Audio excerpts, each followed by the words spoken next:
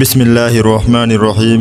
السلام علیکم۔ میری ہر پریشانی اور غم کا علاج ایک ہی آیت ہے۔ جب آپ ڈپریشن میں ہو، پریشانی اور نا امیدی محسوس کرو تو سورہ والضحیٰ پڑھ لیا کرو۔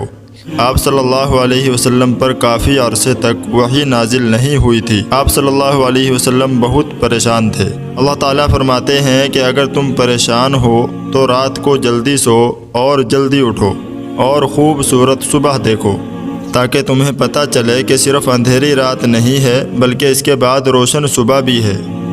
پھر فرمایا، اے محمد صلی اللہ علیہ وسلم، تمہارا رب نہ تو تم سے ناراض ہے اور نہ ہی وہ تمہیں بھول گیا ہے۔ اس سے بہتر تسلی اور کیا ہوگی؟ اور پھر فرمایا، یقیناً انجام آغاز سے بہتر ہوگا۔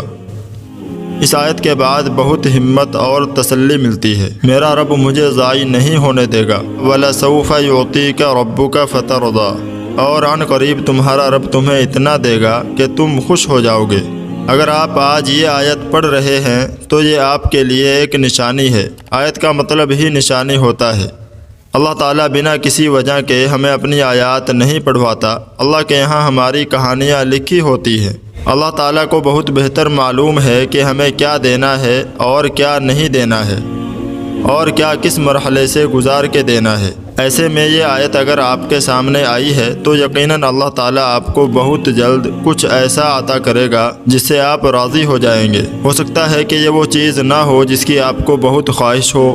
ہم خواہشیں اپنی خوشی تلاش کرنے کے لیے کرتے ہیں۔ جب یہ ملے گا تو ہم خوش ہو جائیں گے، مگر یہاں پہ یہ نہیں کہا گیا ہے کہ اللہ وہ عطا کرے گا کہ آپ خوش ہوں گے، بلکہ راضی کا لفظ استعمال کیا گیا ہے۔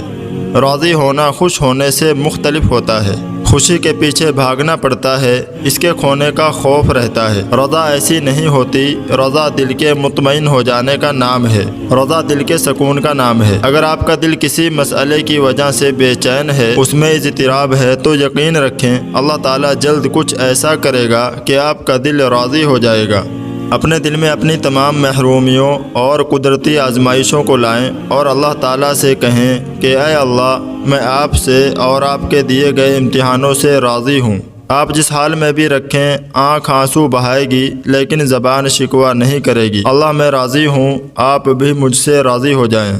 اگر آپ نہیں راضی تب بھی یہ کہہ کے دیکھیں، ان قریب آپ کی زندگی میں ایسی نعمت عطا ہوگی کہ آپ واقعی راضی ہو جائیں گے۔ اللہ تعالیٰ سے دعا ہے کہ اللہ تبارک و تعالیٰ ہم سب سے راضی ہو جائے۔